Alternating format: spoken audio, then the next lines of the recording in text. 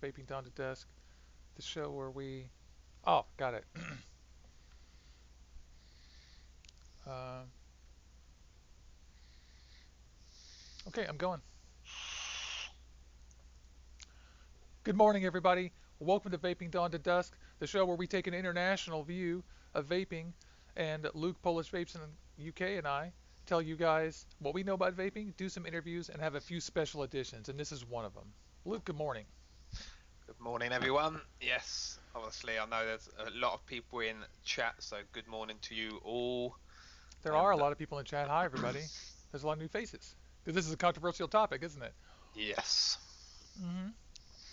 So today we're having Ben Ramalho from HohmTech. He's one of the directors there. He's one of the guys that designed this product that everybody seems to be so angry about, and he's taken all the crap. And so he's here ready to answer hard questions, and we're just going to ask him stuff. Before we get started on that, we got to do a little bit of business for the show because first of all, we love all of our fans. And it's important to us that we thank every single one of you. And today, all of our favorite fans are and our friends are in the chat, including WTF Vapors and Ian and Michaela, and the list just goes on and on. And I see a ton of new faces too, even though people I know like Zach and everybody else. And there's this new faces, Stephen Acker. Hello, everybody. We love you. We have a prize to announce because if you recall what happened last week, Luke. yep, DIY. So somebody has won um, the DIY that we did. I'm going to throw in some of mine too. And so Luke is going to have a drum roll and make this announcement. We want to get this over with because this is going to be a special show and we don't have a ton of time. And Ben Ramalho yeah, is the busiest person in the universe. So um, drum yes, roll for the DIY, for the giveaway. Thanks to everybody who watched the giveaway and entered. We really appreciate it. There were a lot of entries. yes, there was indeed. And the winner is Josh C1081.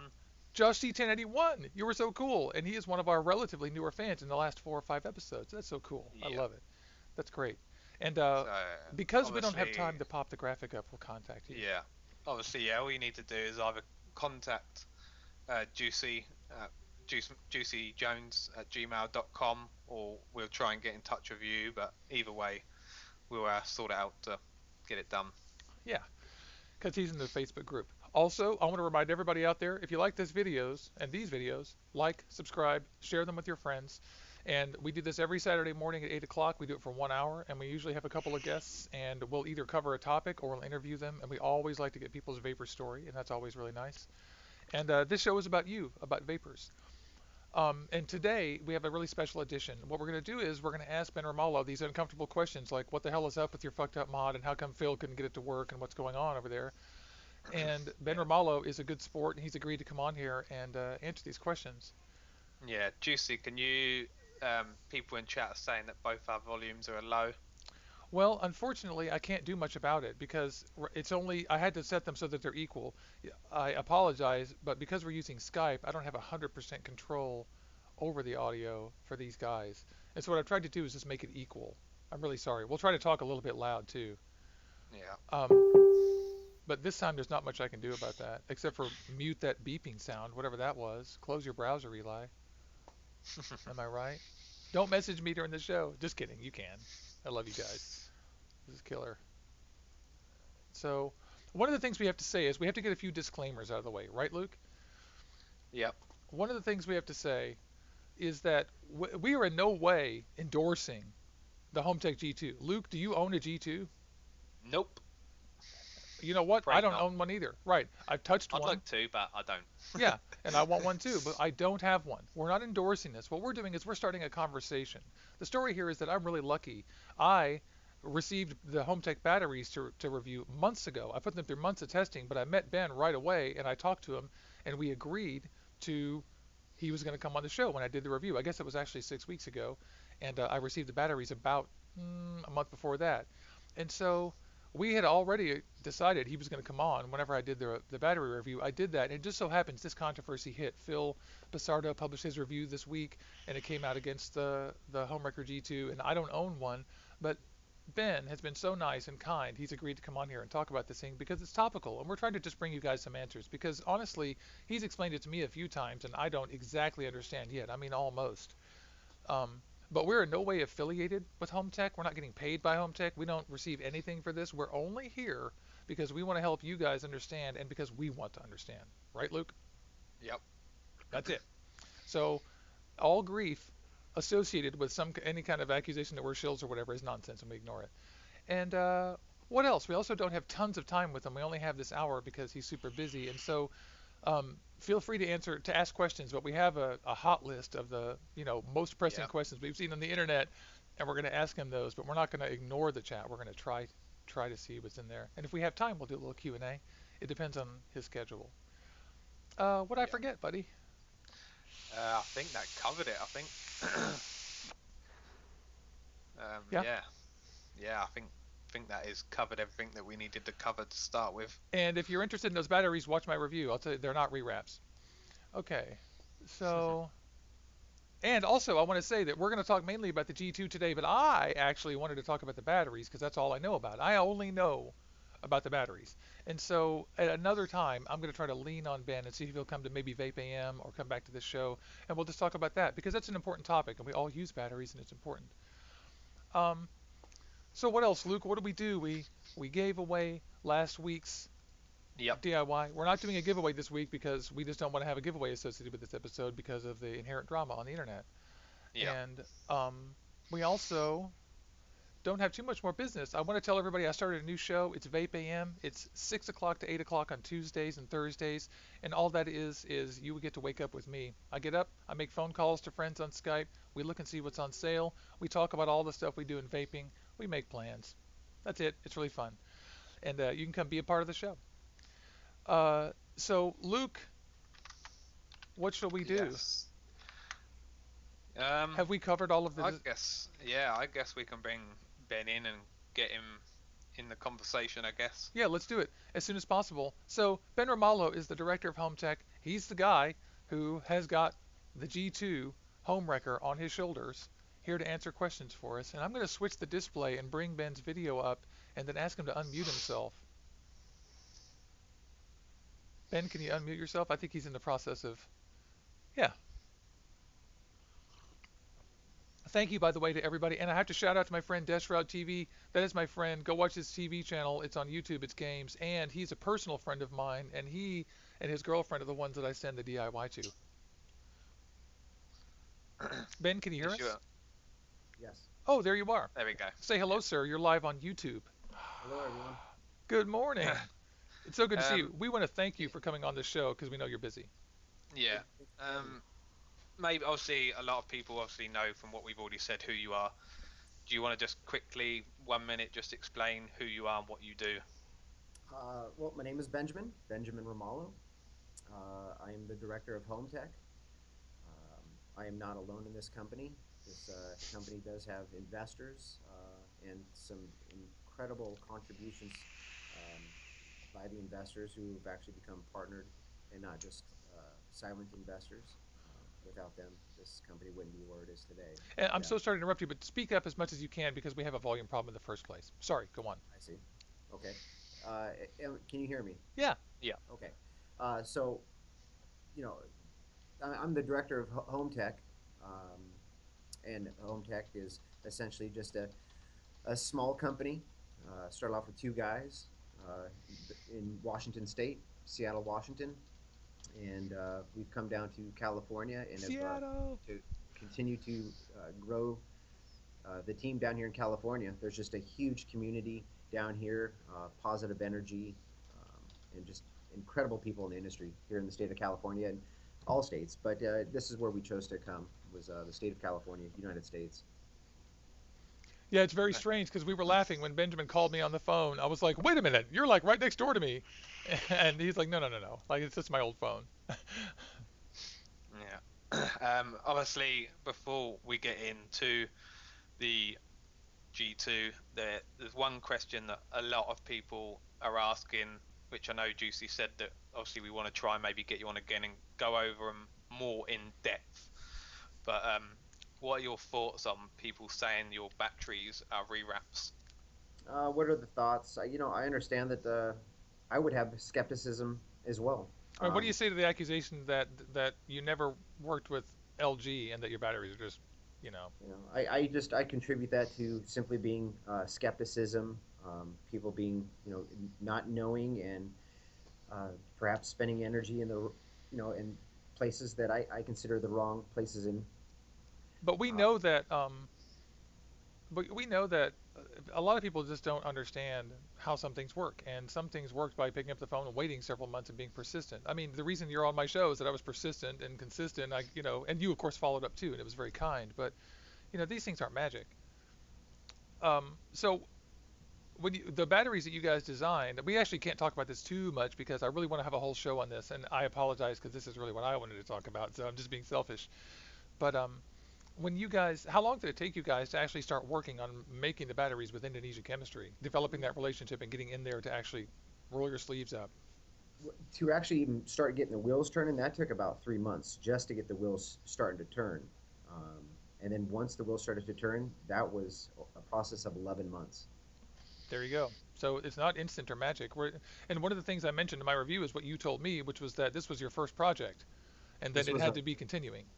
correct. Yeah. Okay, so let's move on to the G2, shall we? Is that good, Yeah. Luke? What do you got there?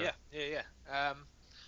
The first question really is just what, in your opinion, is the advantage of wanting to use Kanthal in TC?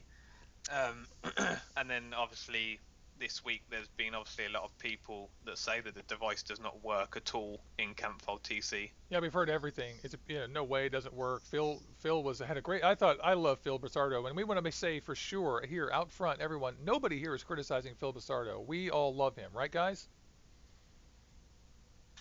Yes, Eli, that was for you two guys. But we Yeah. all, everyone loves Phil Basardo. We are just addressing that. What Luke and I think is that maybe people don't understand how to use this device, and so we're giving Ben a chance to explain what's going on here. Yeah, Phil Basardo, there's no fault of his own on his testing methods, and him as a individual and speaking with him, uh, incredibly professional, incredibly thorough. His level of contribution to the community and vaping industry as a whole is bar none. He's at the very, very top. Um, I agree. and it was an absolute honor for him to take our device. I understand that the review definitely did not go as hoped, and I should have spent more time, educating him on our new technology, the chip itself, what it does. This would have helped out a lot, and you know, it, I come to blame for that. There's a mixture of things that pull me away and being able to give the level of attention that I should have given to Phil on bringing him up to fully understanding the chip and the test results. The test results actually were exactly how we designed the chip. Unfortunately, when you read it that way, it looks as though it's not working, but that's when it's compared to a TCR device. And a TCR device, we are moving past TCR. Consistently, TCR fails to administer levels of consistent anti-burn, anti-cotton burn. So we have found ways to move past it, and you have to actually move past it if you want to actually do Kanthal. So really, So what's going on is that there is a little bit of like a vocabulary and a metaphor shift that's difficult for people to grasp right away. And you're saying maybe you've got some work to do to educate people about how to use this device, because it's clearly this was one of my questions that I was going to ask you is what is that? Do you think that maybe you could do a little bit more just to get to a device people could use right out of the box? Because I think that the average vapor, it looks like when they open it up, what I'm hearing in the reviews is they can't figure it out by just playing with it. And my question for you is, how many people who review these things have contacted you and said, "How does this thing work?" percentage is low, but we have definitely had some people contact us. Some of the emails I've personally addressed. My staff is doing all that they can to make sure that they give thorough answers to every email that comes in. And for any owners that are currently watching or watch this video later, please, if there's questions, email hello@hohmtech.com, and we have got a team assembled to answer questions. Now we know that at right out of the box, as it is today, people are opening it up and they've got a firmware version called 2.3, and it may be 2.31 for some additional boxes. Well, what I've got happening now is I've got the entire allotment that has been already pre-built over the course of the last week and whatnot. We are now upgrading those to 2.44 to the version that people are seeing in videos now.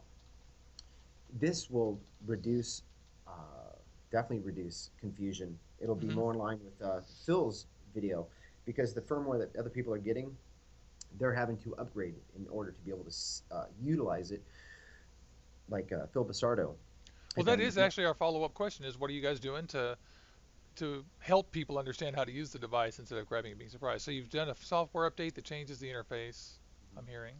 Yes. And are you guys doing other things? Are you doing outreach or? Well, right now, simply, and I don't know why it would be me. I'm not the handsome one of the group, but I'm the one that is actually making videos over on the HohmTech channel. So we're new to YouTube. I myself am new as far as being in front of a camera. So this uh, is taking me a moment. There's times in the video where I stutter. I'm trying to make everything nice and fluid for the videos and Oh, it's easily okay, understand. buddy. Don't worry about that. We're an Oh no, informal. not for this video. Oh, I was gonna say you seem fine to me. No, no, no. This video, uh, no correlation to the Home Tech channel. But in the Home Tech channel, we are releasing videos to show one, like the dry cotton burn test. you know and we are actually releasing a video later today, I believe, that is going to duplicate Phil's results and tell you exactly why Phil got inconsistent results on his cotton burn. There was clips in his video we weren't able to tell what happened proceeding to him going to a new clip and whatnot. Um, but we do it on a live feed to where people can see that, okay, so this is what Phil had done, and by duplicating exactly what Phil done, I can explain why the results happened as they did, such as the cotton that had burnt between the minutes of what is 1 hour 8 minutes 45 seconds and 1 hour 10 minutes Oh, of you that. are paying attention. Yes. That right there, you'll actually see an ohm spread that was created. It started off at 1.34, then it went to 1.37 to 1.32. Those are absolutely dramatic, huge jumps in Kanthal. If this was nickel or something, that's allowable. That's just a little bit off. With Kanthal, astronomical. There is a factor of error. I mean, there is an error of margin of zero point 0.1 ohm. Even that can be fairly dramatic. So somebody that puts on their tank and they're, let's say, 50% on the FSK value, you know, if the margin of error is unfortunately on the downside, they may initially not get any vape at the temperature that they're used to. Let's say 400 degrees. Well, turn it up to 500, or you can adjust your FSK value up, and I say take in increments of about 10%. And with that, you will now start to see, okay, now I'm vaping and I'm controlling Kanthal. So these type of settings are new. You don't have to do those with other devices. I mean, you pick 400 degrees, it goes. But Kanthal does not work this way. It doesn't work this way. Hmm. Um, there was a gentleman on YouTube that released a video saying that like TCR, something to the nature TCR can't work for Kanthal, and he's absolutely right. He's absolutely right. TCR does not work for Kanthal. At least that is our our results. But we do use a evaluation that is related to TCR, and it's simply by the ohm spread. And essentially, it's the same thing, but we don't look at the actual TCR value. We look at the spread of when it was connected to the device, so resting temperature or cold ohm, and to when it gets hot. That spread right there is a valuation that we use. We don't look at the actual value itself. If we look at that, it throws off the entire system. And so So you're saying that it does work, and that you're just measuring it differently than our current TCR tech. mm, we take that data. That is one of three main components that allow Kanthal temp control. There's two other additional factors that happen. There is a feature called EPT. It is electrical. This is where a lot of people are going to get confused, and my apologies, but it's electrical ping timing. It is Hmm. essentially like when you ping your internet, or maybe a cop hits you with a radar gun, how long it takes for that signal to get back, how long does that take? Well, you can't measure that over just a coil. It's too fast. But if you do a packet of, let's say, 100 pings, how long did it take for that ping to get across? As metal gets hotter, the ping timing changes. So that in relation to another feature called SiCoil. Now, SiCoil was a fun name. That's just a fun name. Can you spell that for me? Because I don't know what that word is. SiCoil. It's not really a word. It's a made up word by Oh, our okay. marketing team, and it is PSYCOIL. Okay. SiCoil. It's a the idea of it is it's kind of like a psychic of metal. It's to kind of gauge the gauge of wires, to measure the density, the value of the Kanthal itself. But SiCoil will work on other settings as well: stainless steel, nickel, titanium, nichrome, any conductive material. And those three values. So you've got basically, for simplicity, people are familiar with the term TCR. We take TCR, the ohm spread of it, SiCoil, and the amount of ping timing, so EPT. You put those three together, put them through an algorithm, you are now able to measure any kind of conductive material, any kind of conductive material. Very similar to TCR, but TCR doesn't work for Kanthal. So you really just Yeah. tried to come up with an entirely new way to measure all the metals instead of just doing it individually and using a curve. You've attempted, and I'm just trying to restate what you're saying to make myself understand it. You guys, Sure. please bear with me. Yeah. You're saying that you have gone through and done different kinds of measurements using the SiCoil, which is trying to make it a measurement of the actual density of the metal that you put on there, no matter what it is, and also the ohm spread, which is the readings it's going to have while you're vaping. And remind me what that second thing was. So you've got SiCoil, EPT. That was it, the EPT. Okay. And I forgot Yeah. about One that. question, I know it came up in Zach's show that he did. Um, he's asking about how it knows about the length of the wire, because the ping will obviously change Correct. depending on the size of the wire. Yeah, and you will not know the length of the wire. When you put the valuations together, it doesn't care about the length of the wire. It's not about the length of the wire. It's the very first packet of pings gives you a valuation of basically either one, the gauge of metal, the density of the metal, the length of, I guess you can include length in this as well. You compare that packet of data to another packet that's sent just moments afterwards. So it will not matter on the length of wire. So you're saying that SiCoil reading and the EPT combined are giving you a measurement that replaces knowing how long it is because it's making a measurement of its own on the actual coil that's in there? No, it Okay. is no. All three data factors. So having the ohm spread, the EPT, and the SiCoil, that is essentially those three are must be teamed together in order to be able to measure such a sensitive metal like Kanthal.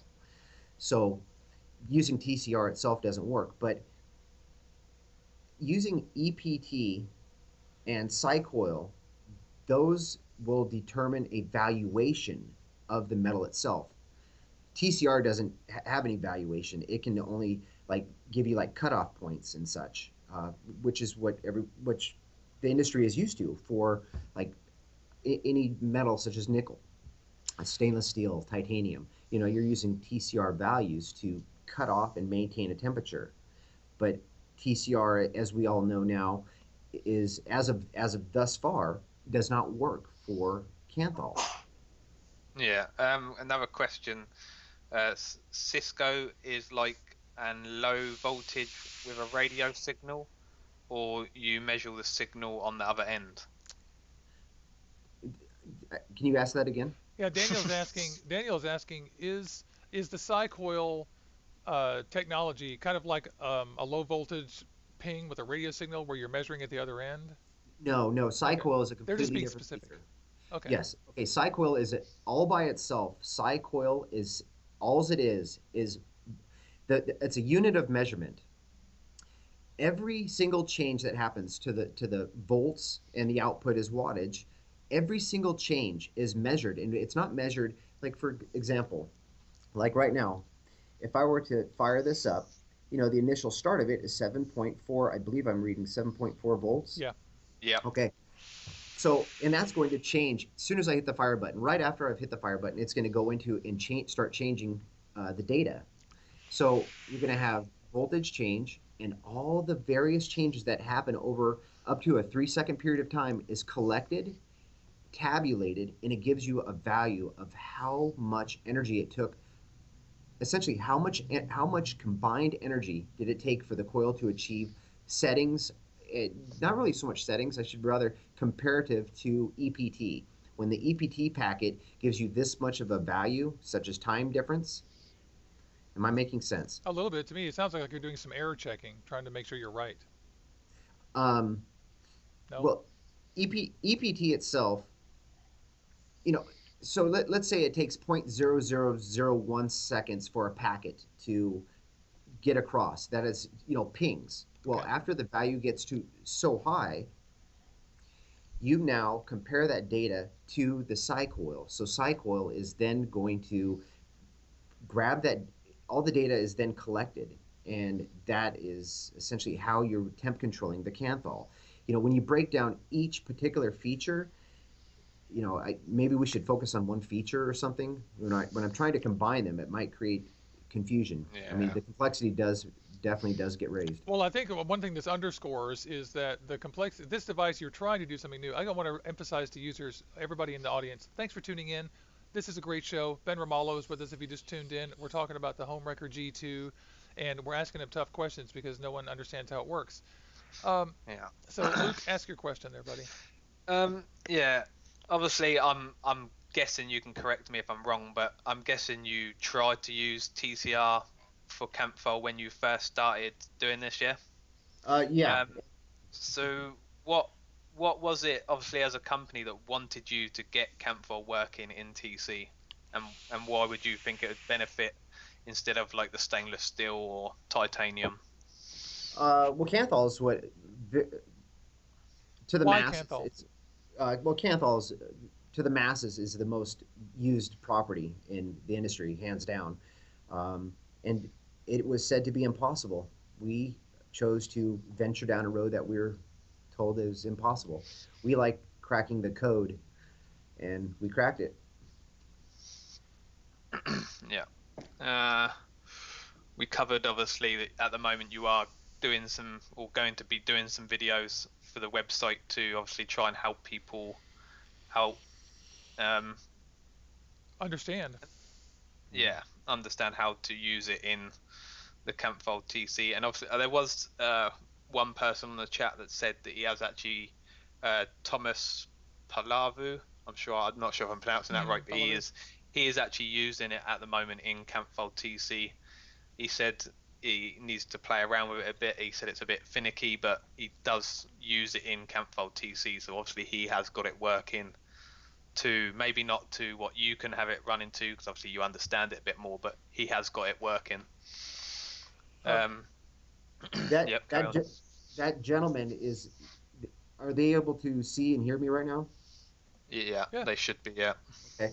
Well, if that viewer is able to put on, I don't know if they're using a build or a tank. If it happens to be a tank, um, I would be able to address this question. Unfortunately, I don't think the time is appropriate over this particular. Let me ask you this. I have a specific question. They're asking about I believe, the cycle, and what unit are you measuring? Like what What unit? exactly? Yeah, what are you Well, measuring? Like what mathematical unit comes back for you? what mathematical? Like Uh, is it a resonance signal or low no, voltage? Okay. no, nothing of the sort. Every single time that you here, let's just do this on video here. Okay, so you've got the voltage. Ready? Now I'm going to fire this up. Now, unfortunately, I don't have the correct tank. I've just got the Kanger sub tank, which is very likely to shut down because it's going to reach temperature real quick. So, anyways, you see this point one. Unfortunately, you're seeing little changes. See those all those little changes to the volts? Mm-hmm. Yeah. 3, 4. Yep. Well, this chip is actually measuring the amount of time it's on a particular number. Now, what you're seeing is just 1.3, 1.4. It goes much deeper than that. It is actually being measured at like 1.319645, and all that data is collected over how long it was on a particular voltage.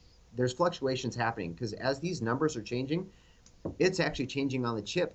What we're reading is it rounded to the nearest tenth. We're reading it to the nearest 10,000. Okay. Does that make sense? A little bit. Yeah. I'm sure Yeah, a little they'll bit. chime in. Well, and again, I want to stress to all the viewers that Luke and I are not trying to ourselves tell you exactly what all the answers are. All we're doing is we're presenting the questions to Ben, and we're doing it in a friendly and collegial way because we're not at war with HohmTech. We just want to know, and I don't understand. Ben will attest to you. I called him on the phone and said, "I'm going to put you in front of the crowd, and they want to ask terrible questions, and I'm going to let them." Right. Yeah. Yeah. I look forward to it. We want to address every question. Unfortunately, um, questions, at least over the course of Phil Basardo's video, have come in at a faster pace than we've been able to keep up with. Um, Mm-hmm. Yeah. and One question, just touching on Phil's. Obviously, you mentioned that maybe it was your mistake that you didn't spend as much time with Phil. But how many people actually that have bought or wanting to review the product that couldn't get it to work in Kanthal TC have actually contacted you asking you to sit down with them and actually work out how to use it? well, every reviewer, at least that we have sent a box, we ourselves have sent a box to, um, and I'm referring to Twisted 420. Vaping with Twist 420. He actually did Whom we call me. love.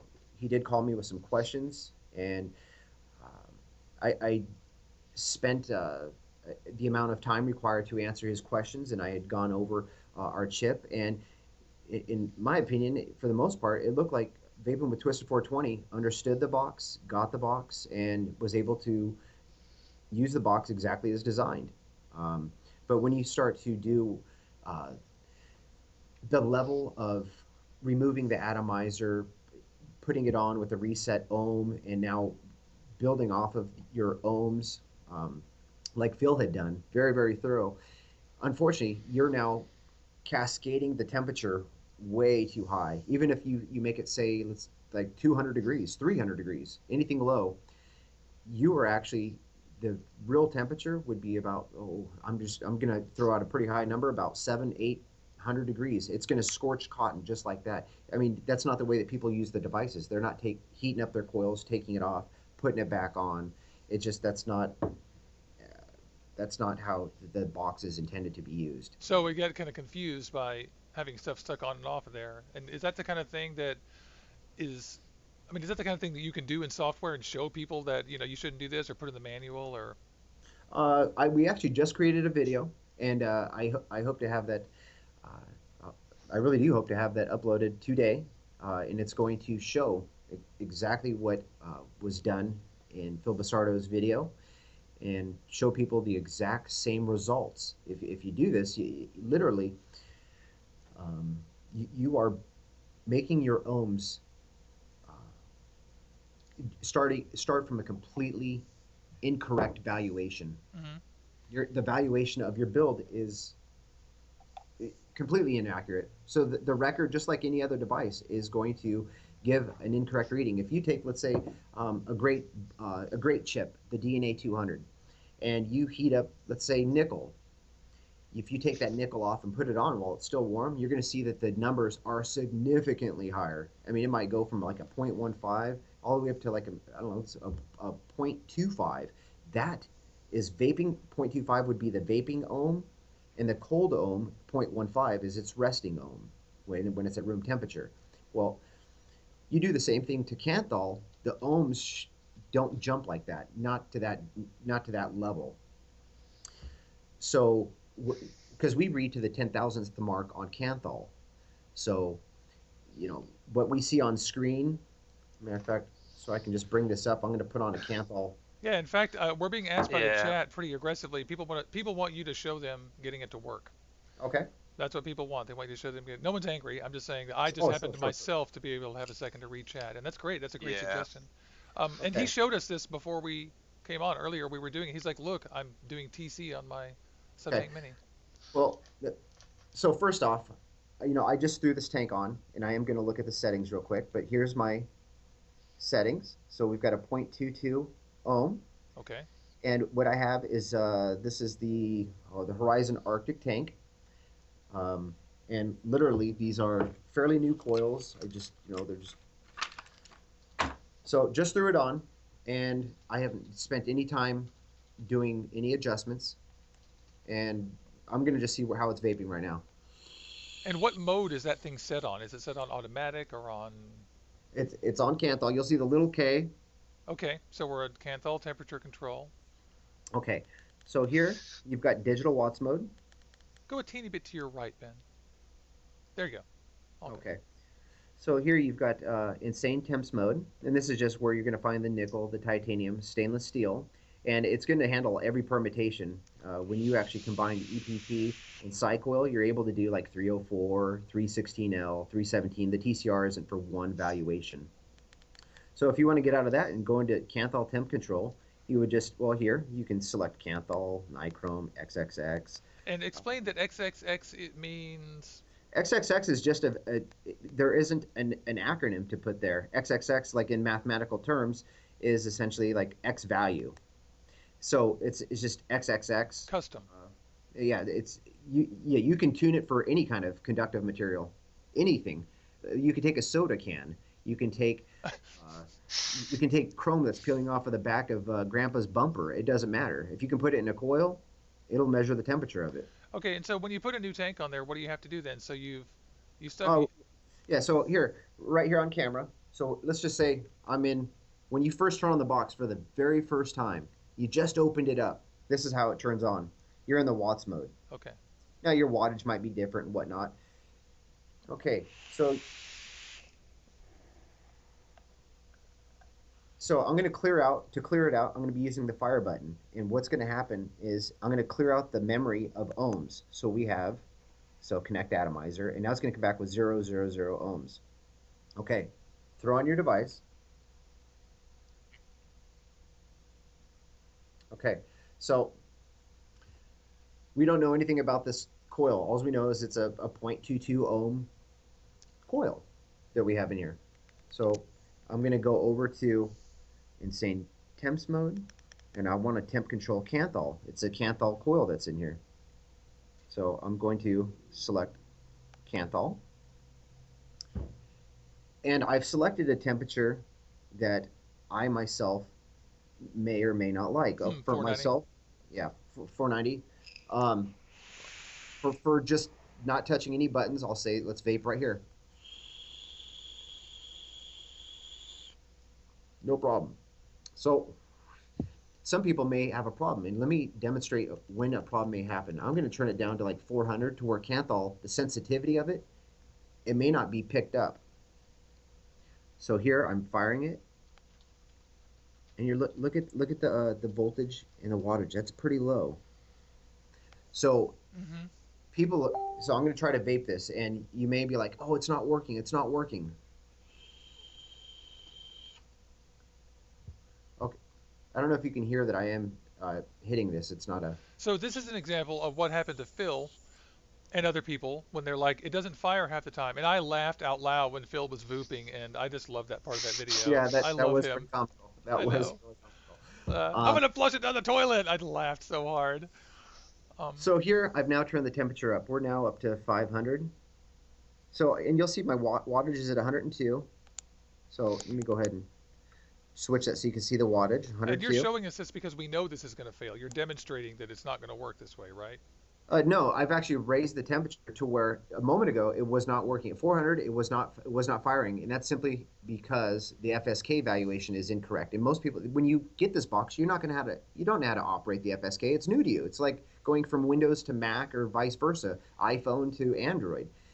This here is like going from a DNA 200 to an FSK chip. It's completely different. So it does Yeah. take a moment to get acquainted with. It does. And It's so, it's just like the DNA, obviously, that you describe it.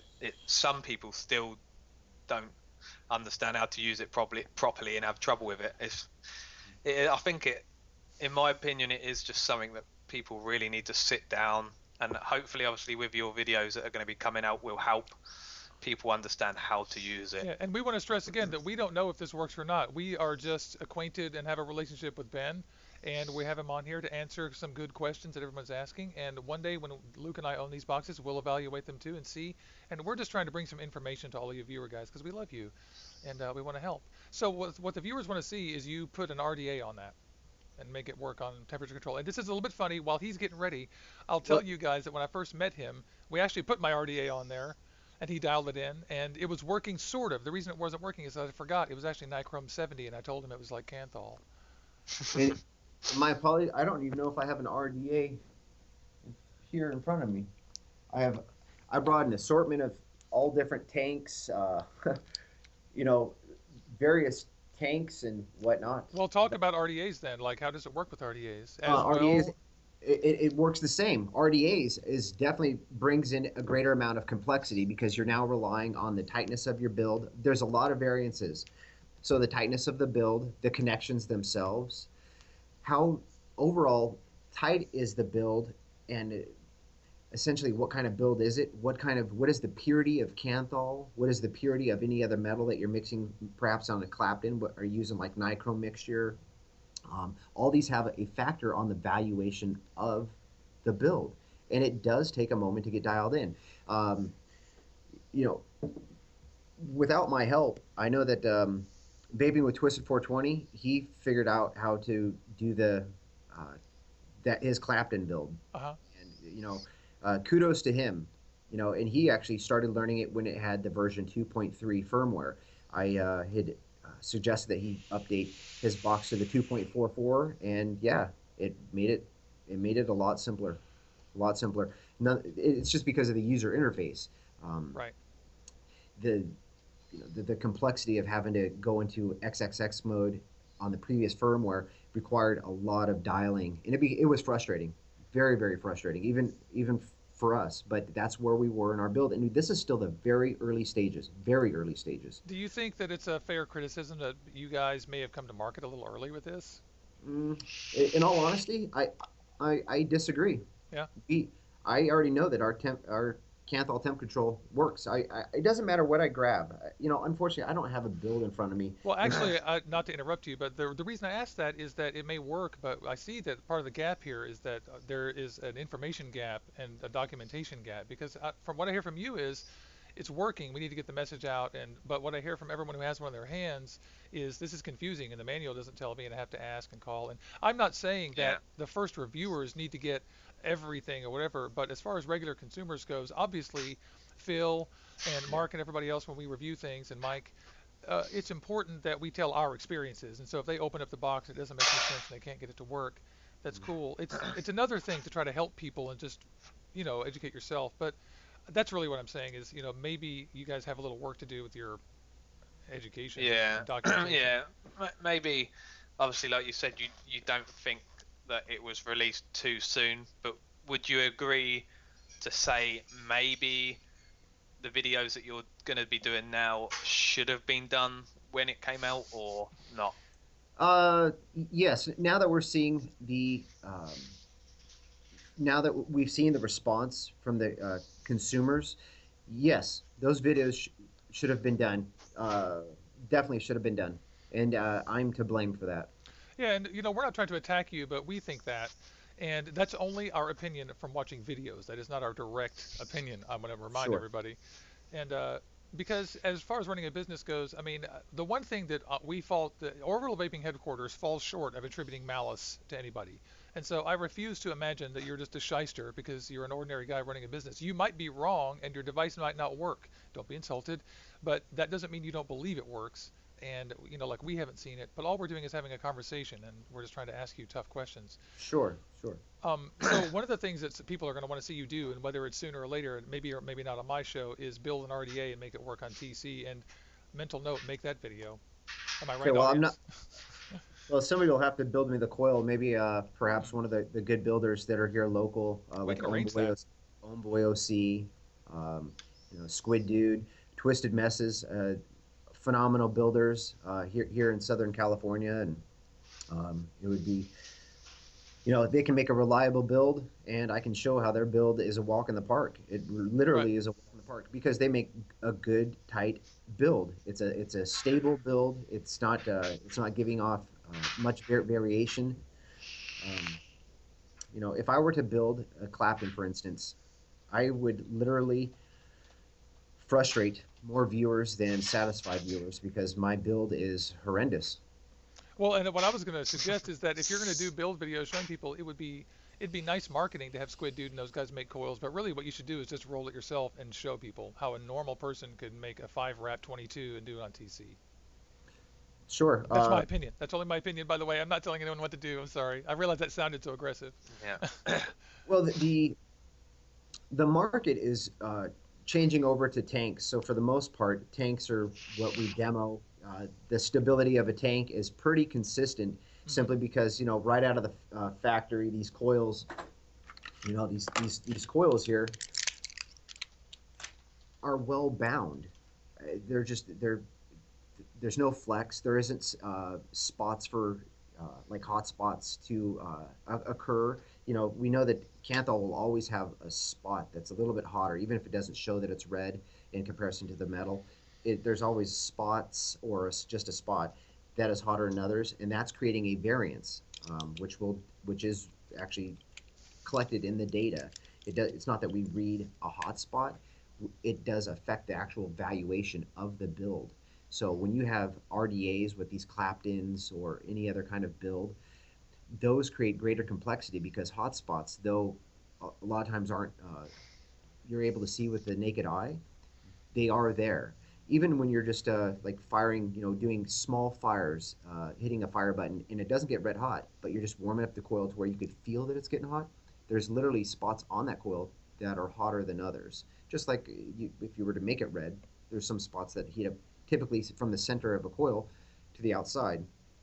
Those are uh, those type of hot spots are susceptible to making the valuation completely different.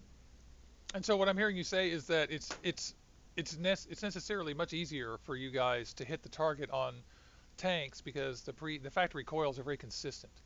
And so when people are going to be building, it sounds to me like they're going to have to build carefully and deliberately in order to use. So it may not be just to throw any Canthal on there. You're going to have to configure it just like we configured our DNA 200s. And some people are going to criticize you for that. They're going to say that you should have configured this before or whatever. I hear what you're saying about the science, and I'm just passing that along. I mean, Sure. Yeah. because Because Yeah. Zach did ask, he said, so this device is not compatible with most coils out today. Most coils out today. I'm sorry, I don't I'm know. guessing he means by all the different, because obviously everybody's factory stock coils. coils, yeah, everybody's factory coils are built differently to different specs. Factory coils, Yeah, meaning like like your, Purchased. yeah, for your pre, tanks. yeah, Yes. Well, Oh we no. presume he didn't clarify, but Okay. If Zach, if you're watching this, if you could clarify in the feed, so I get that question. No, it'll do any Kanthal, any coil from any manufacturer from any place in the world, made from any okay, year. and so I think that he's saying the factory coils are quite a bit easier for them, because I've seen you make that work on tanks myself in person. Mhm. While we worked, and you did have trouble dialing in my RDA. I was like, here, take this. I've got a support with some Claptons, and I have another one. And you tried, and then what that underscored for me is that it's forgive me this phraseology, but it's very fussy and requires you to really configure it unless you just throw a tank on. With the new interface, we've taken a lot of that fuss. I wish that we had the update that when I was trying to dial in your build, I wish I had Uh-huh. this interface. This interface does make it a lot easier. By just using the FSK, um, maybe I should just show this live on camera. Do it, please. Show anything you like. Everyone would love to see everything. All right. Well, so I just put on the Kanger sub tank. Now, as many will know, this will burn if you go above 30 watts. You can I can take this up to 151 watts, which I'll hold up to the camera here in just a moment. Um, it's kind of hard to to do settings backwards, but let me see if I can do this so I can just do it live here. So I want to swap my apologies. We had a phone call.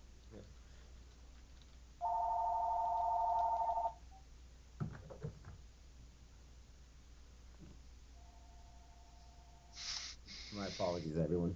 It's okay. We know that you're a very busy person in an office, and so just for the record, guys, that it was difficult enough to get him on the show on a Saturday. He's even that busy. Okay, so we're at 151 watts, and my temperature appears to be 480 degrees. Yep. Okay, so what I'm going to do is I'm going to swap this over to temperature. Now, I'm going to go into the FSK menu, and I'm holding down the mode and the positive negative. So here we got the FSK temp curve, and my apology, I can't tell the number. 60%. 60. Okay, let's go. Yeah. Okay, I'm going to go down to 50 right out of the gate. This is how people would, when they first update their box, and how they'll all be shipping here in the next couple weeks is already with this update. Now this may not fire. I'm not sure. Okay, instantly, we're not getting anything. And why is that? Yeah.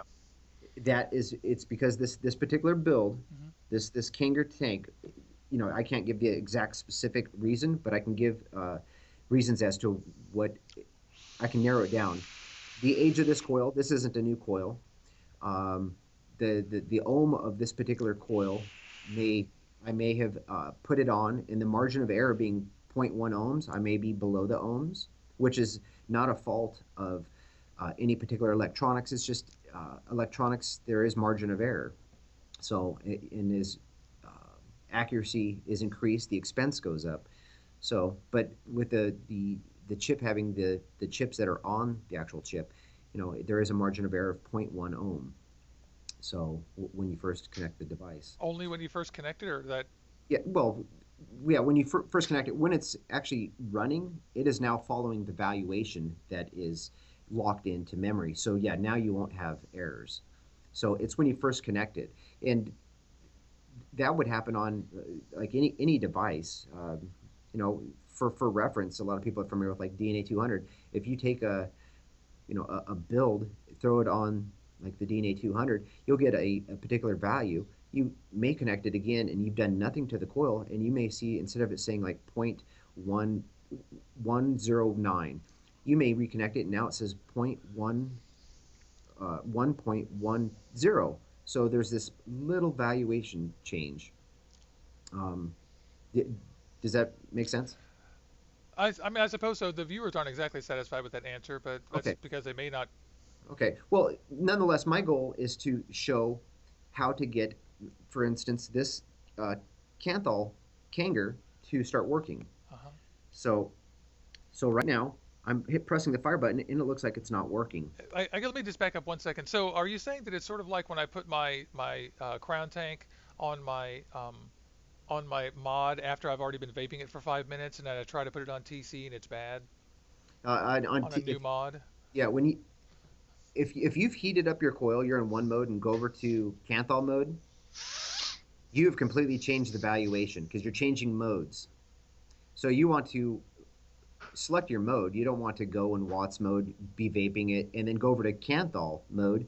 You're going to have a completely different valuation. Just go to Kanthal. If you want to temp control Kanthal, I mean, this is on camera, so I just opened up the box. I throw on my tank, and before I do anything, I'm not hitting I don't want to heat up the coils. I just go into. You're right a little bit. I go over to the mode that I want, and here it is, Kanthal. That's what I want. And unfortunately, as you saw, when I press the fire button, I'm not getting anything. It looks like the device isn't working.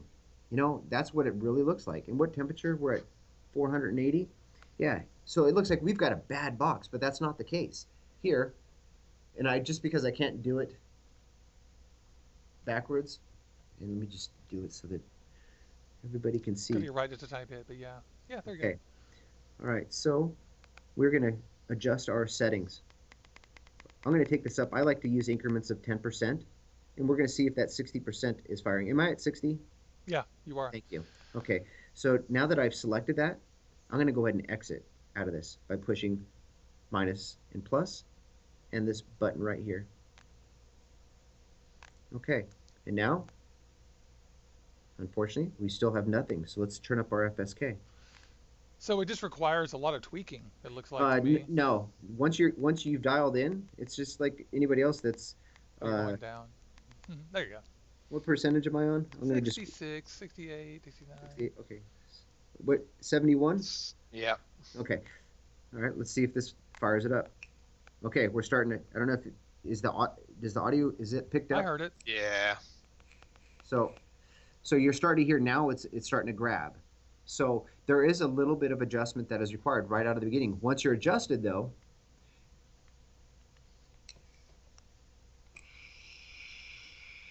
That still doesn't answer the question exactly of why the thing would just sit there and they'd pick it up and it wouldn't fire. well, Unless you're saying that it's because the ohms changed and it's not rereading automatically. yeah, well, the ohms were picked up. The ohms are picked up when you first connect the device and you've hit the fire button. When you put the fire button, because you are temp controlling Kanthal, it is the settings are too low. The FSK on this particular example, now you'll see that it's working. I'm literally I'm holding down at 151 watts is what I started with, but now it turns way down just to measure. And you know what? Now you're seeing 0. But here, if I'm pulling on it,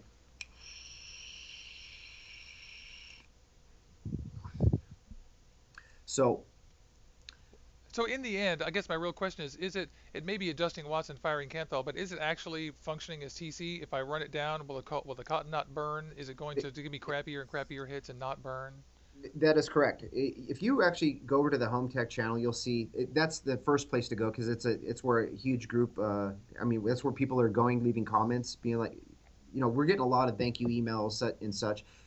We also have a lot of emails that aren't thank yous. They're full of questions. It's not working for me, and I understand. People need this. They do need to understand how to adjust for Kanthal temp control, and that is why we're creating the videos to hopefully address these questions. Yeah.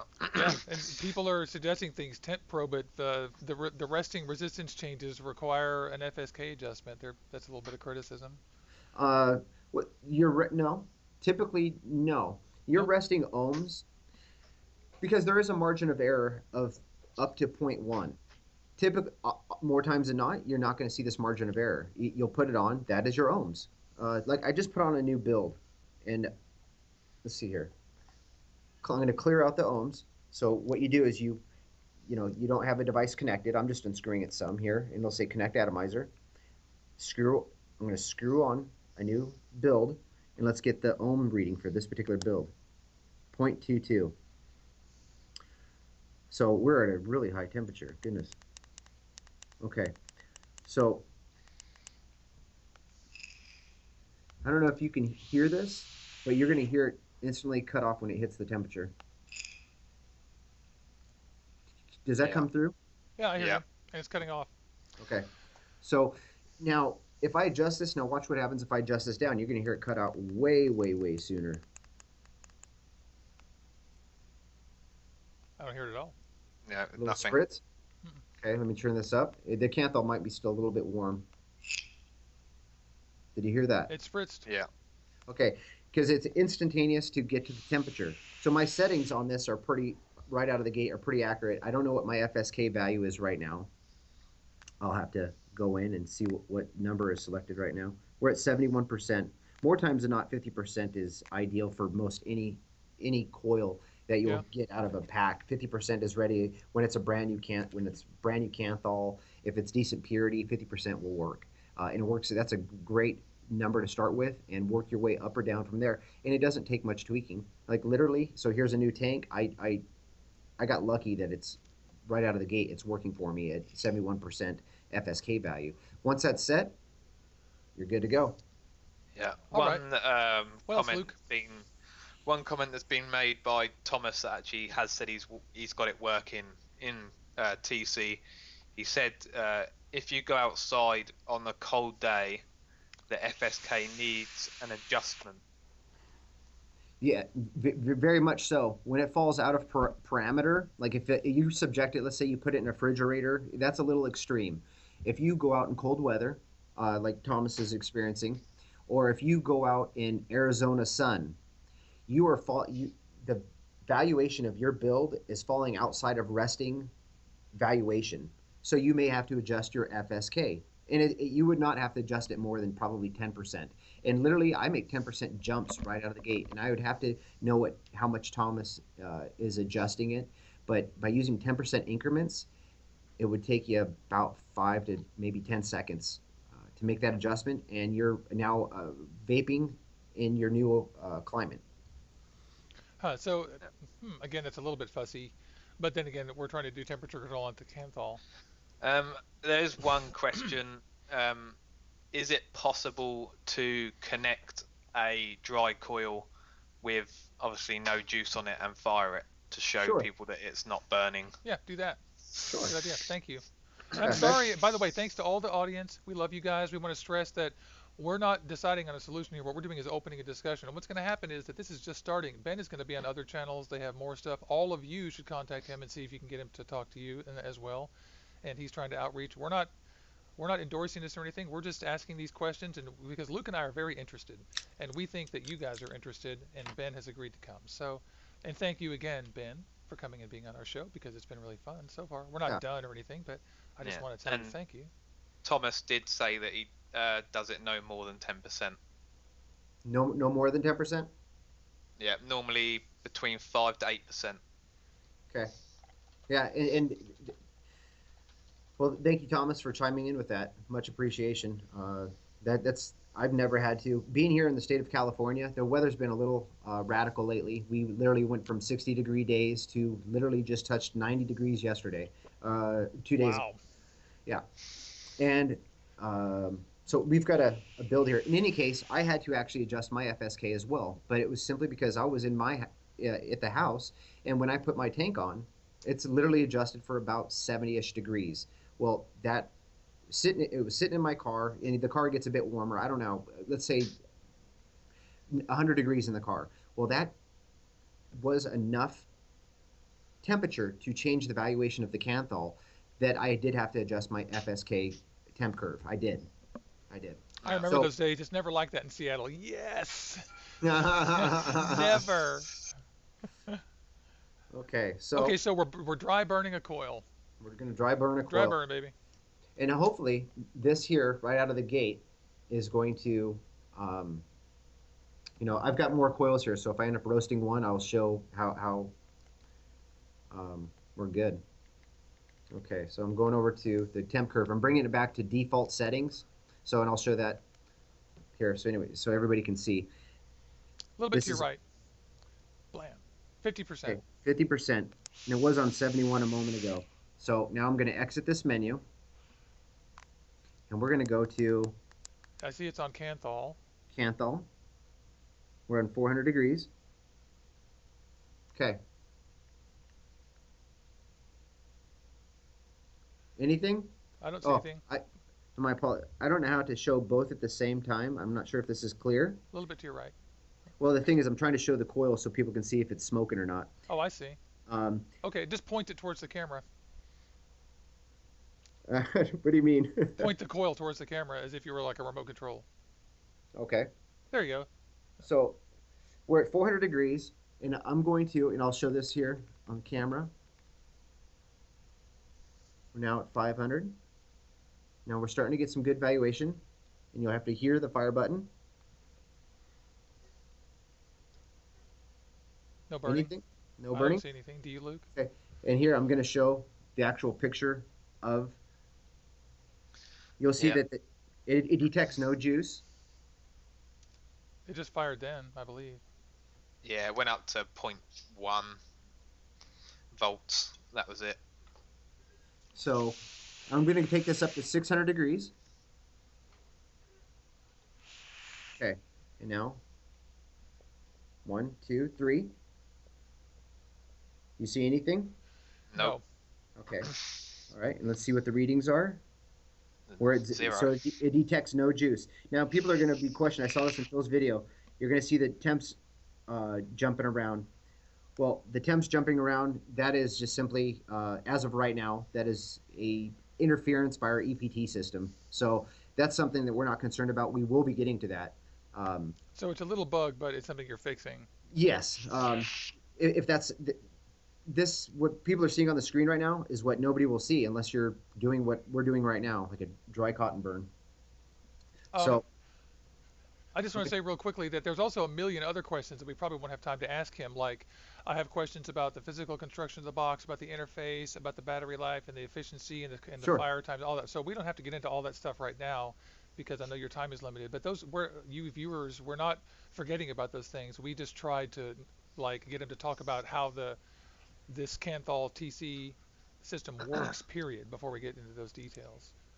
So here we have 700, and we're still at the what is it? 151 watts. Okay, no cotton Nothing. burn, nothing. And you'll see the system is backed off. It detects no juice. So what I don't know how to really explain. How would somebody have to set it wrong to make it burn? That's what the That's a great video question.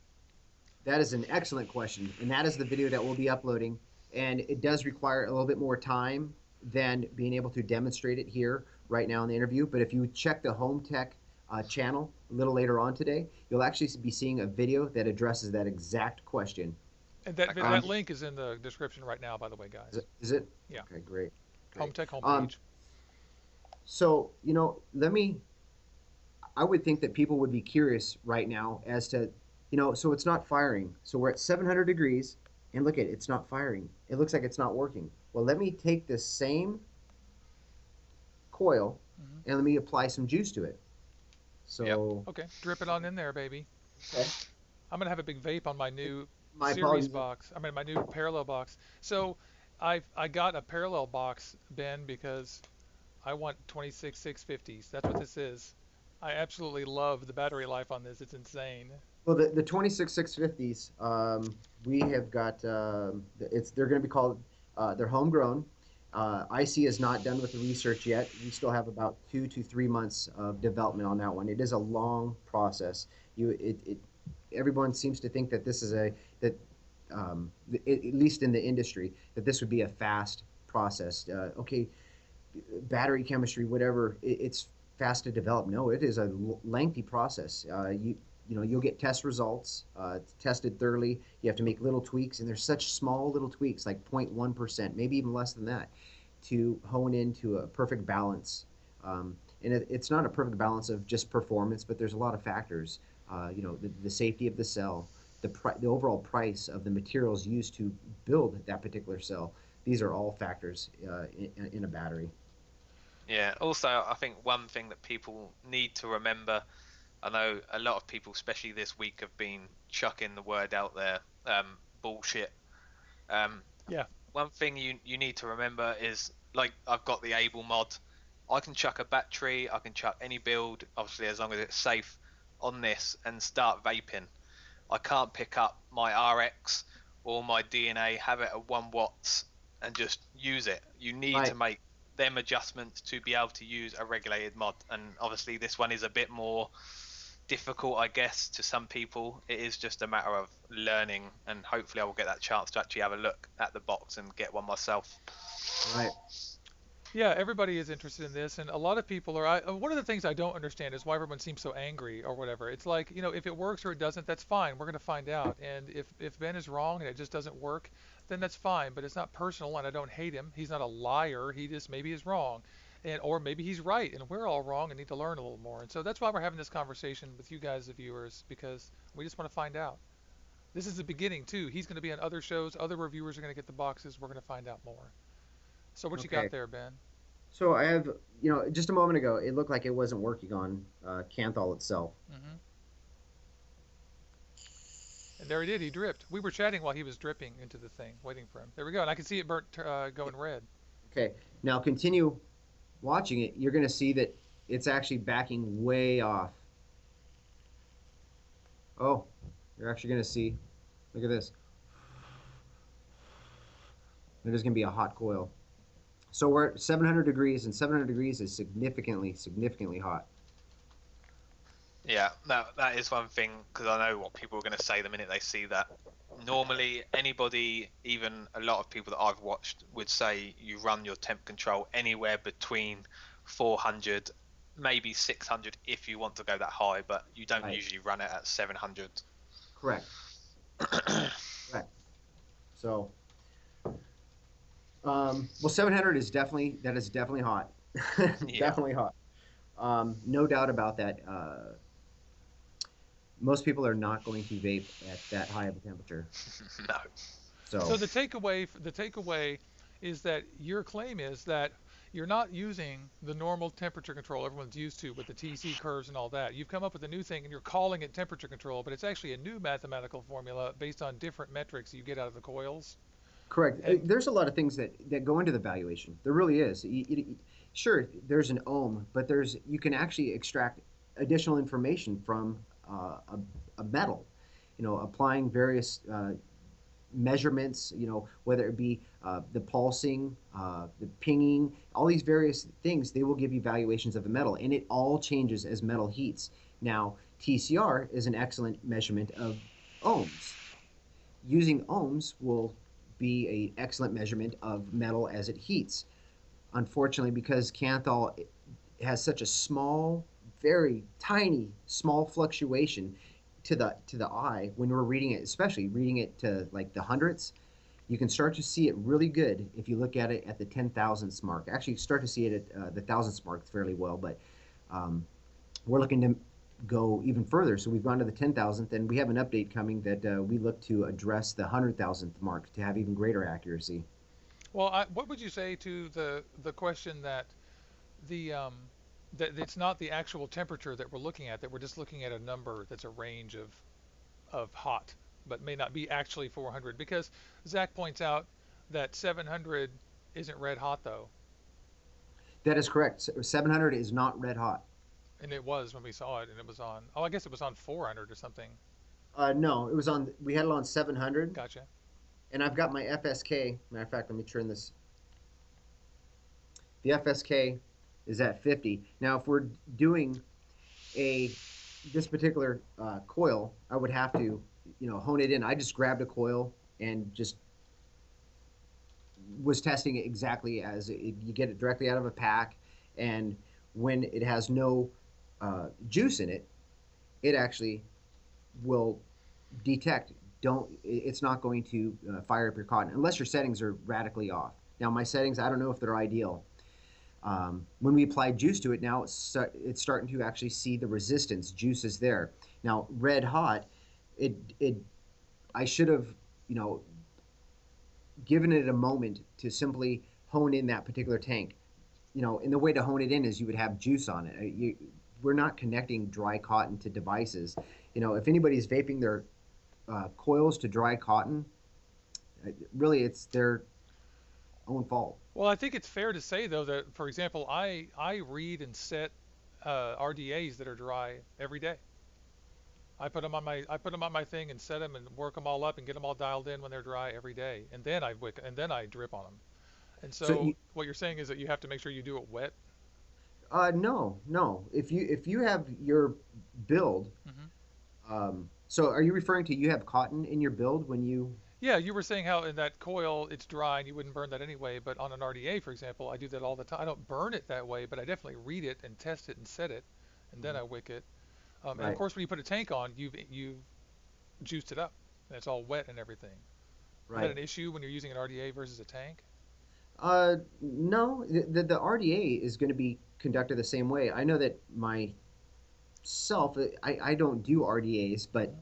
like speaking with vaping with Twisted 420 and getting acquainted with like Omboy OC and Twisted Messes and Squid Dude, you start to learn like getting your build. You'll first build your coils. There's no cotton involved. Then you'll Right. install your cotton, and then you're juicing it up and you're up and running. That would be the tradition. That would be the same way that you would build on like a Wrecker G2, same exact way. Okay. Well, what do you think, Luke? We have more questions. Should we try to wrap this up? I don't want to. But one thing I Yeah, want I to think. stress to the audience is that we can't answer or ask every single detailed technical question. But what we are doing is endorsing all of you taking this little teaser of information that we've been able to get out of them in 1 hour and Yeah. this is just a phone call you're sharing with us, that we're sharing with you, and then you guys go ask these questions yourself and go check out the mods if you desire, look at the reviewers. If you guys are reviewers, Yeah. get serious and try to find out about how this works, and then we'll see if it fails or not. Luke and I are both going to try to get one, and budgets allowing, and then also evaluate it for ourselves, because I'm not judging until I have it in my hands. And I'm Yeah. skeptical, Ben. I'm telling you, I'm skeptical, Sure. and that's not personal. I just am not exactly sure how it would work for my vape style, and I think Right. a lot of the criticisms are fair, if maybe overstated. Yeah. That people have come with. The criticisms are, it's not easy to use. It doesn't make sense when you do it, and Mhm. there's some other things like that. So Yeah, Yeah. Kanthal is has been the complexity of Kanthal has been very daunting. It is to say the least, it is the most troublesome property to TC. There's no doubt about it. No doubt about it. And let me ask you, we Yeah. forgot to ask this question. Why use Kanthal at all? Is it because it's ostensibly the safest metal to vape and everyone already has it? I can't go into the values itself of what's the safest. From what I've read and what I'm familiar with in the industry, I believe that stainless steel is being dictated as the safest metal to use. Yeah, sure. Yeah. I was only really asking to see what, I guess what I really want to know is inside of your head, what was your decision-making process to do Kanthal and TC instead of just making the perfect thing that does nichrome, stainless steel, nickel, and titanium like some of the other guys have? Well, Kanthal itself, it, it, it, it had not exist. Were you just shooting for the stars? Yeah, shooting for the stars. Yeah, it's okay to be Yeah. ambitious. I'm not criticizing. I just wanted to know what you were um, aiming for. what one thing I maybe you don't want to confirm this on here now, but maybe if possible, once some of your videos have came out and reviewers have done whatever they're going to do, if they're going to do second parts to their reviews and people have had their second opinion, maybe we could try and get you on again in maybe a month's time and go over whatever comes up from the videos that you do next, Yeah. if that would be possible. Oh, yeah, it sounds great. Yeah, and Sounds also we great. have a morning show too that might be convenient too, that we will have a very, very informal thing too. And Yeah. I really appreciate you coming on this show. I want to thank first of all, I want to thank all the viewers. We didn't get to shout out to a lot of people, and we got right into the discussion, and we're not making it super long. We're just trying to open this discussion, and we're not coming to any conclusions. Luke and I don't own the device. I've said this like 30 times during the thing, and I'm saying that just to avoid drama. We weren't here to beat on Ben. We were here just to ask him questions. And now the process starts. This all just hit this week. Now the process starts. We all need to ask better questions and go out and find out. And we will see if they work or not. Indeed, it'll take a little time. And Yeah. maybe a fair criticism of these guys is that they didn't do quite enough front end work to make sure people were educated about how freaking different it is. Because we find out kind of the hard way that it's real different. And you guys might have had your head in the weeds just getting it done and figuring it out and being like, yeah, and you might not have realized like, wow, it's really much more complex than we, like, you trying to explain it. I'm like, he doesn't know what he's talking about, but my gosh, he has you haven't come quite to the exact script that says it in the short way that people understand. It's like, oh, I get it. You know what I mean? Sure, sure. For the masses, I know that it's hard to put this in layman terms. The complexity is it really is. It's over my head. I mean, this is a group of engineers. We had computer science division working on this. Literally, this was a lot of work. It is not by any means perfected. We have more enhancements to bring, continued engineering. Um, this is, it. I'm an automo. Automobile. Thank you very much. There you go. Talking about vape has got my tongue all And it's twisted. so So early. so yeah, here on the West Coast, what are we at? Well, it's 9:30. It's not too early now, but You're right. the this is like the Corvette first edition. So, and we're going to continue to enhance and perfect and make this thing rip around the track. But Kanthal is like using bicycle tires. Right now, we are learning how to perfect this and get street tires on this so you can just rip around the track at all times. Um, so it is going to take us more time, but nonetheless, I am TC and Kanthal, period. I'm TC and Kanthal. You can distinctly tell the difference between 350, 400, 450, 500. You just have to dial in your coils. And it does take a moment. It may become frustrating for some, but the thing is, if after you get acquainted with the box, literally, it'll take you no more than 15 seconds once you understand the box. If you don't understand the box and are just going off of like referencing your experiences with other devices that utilize TCR for temp control, Mm-hmm. it's going to be either one, incredibly frustrating. You want to flush it down the toilet, or you can learn the box and learn that, yes, you can temp control any metal, and the highlight of the Wrecker G2 is Kanthal. You just have to dial in your coil, and it may take you 10, 15 seconds. Somebody new, unfortunately, I can't give a valuation on that because I've gone through the entire engineering process of this chip, and I don't think it would take me any longer than 2 minutes, 3 minutes if I'm a new vapor, knowing that the FSK temp curve is what needs to be adjusted to fine tune your particular build. It's like an extra step for Kanthal, isn't it? Yes, and you do need to use it. Well, if you use a tank, most of the time you do not need to use it.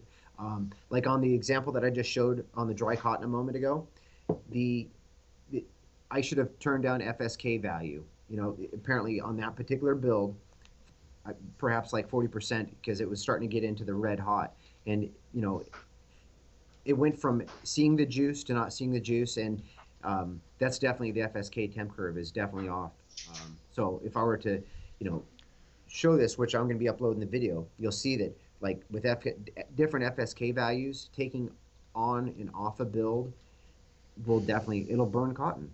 So Because of the variation, you're saying. Because of the variation, yeah, you want to just connect the device at room temperature and dial in your settings. And I would dial it with juice. Yeah, I mean, you don't want to have dry cotton in there to dial in your build. I myself don't know anybody that has dry cotton in there to dial in a build. You would not have cotton in it, and then you apply your cotton, you apply your juice. Once that I is see what done, you're saying now. I think I misunderstood what you were saying earlier. Now I understand. Oh, hey, Luke. bless you, you would, you've now got cotton and juice on there. Now dial in your FSK temp curve if need be. If it's a real tight build, like you saw in Vaping with Twisted 420, he had 50% on his build. His build, for the most part, if it's 50%, your build is pretty darn good. But it might be a little high if your build is not like 100% ideal. So in that video that Vaping with Twisted 420 had done, just throwing out a number, but honestly, I would think about 40% would have been the ideal setting for his temp curve, and him burning cotton in that video, you wouldn't have seen. It would have happened at maybe like 700. So, Well, oh, I'm so sorry. Go on. in the case of like Phil Basardo's video, um, jumping around the FSKs, taking the atomizer on and off, that really does not only convolute and create a new kind of complexity. You're now inaccurately measuring the temperatures, and though it'll say 2, 3, 400, whatever the temperature that Phil was using for that video, you are substantially pushing more energy to go at a higher temperature than the screen will show. The screen believes that it is reading a completely different temperature simply because of the ohm spread. So he had created that ohm spread I had mentioned earlier between the 1 hour, 8 minute and 45-second mark and an hour and 10-minute mark. Right, you were. That's what I said. You were paying attention. That's exactly. Well, Yeah. okay. Yeah, I think we need. I've got to get to work, so Yeah. I think we are gonna have to. And we've already taken up a ton of your time. Yeah. So everybody, that's his pitch. You guys go start asking questions. Luke and I are going to try to investigate this device as well. We want to thank Ben Ramalho from HohmTech for being cordial and coming to the show. He trusted us to come in here and not attack him and be rude, and that's what we think we've done. And we thank you.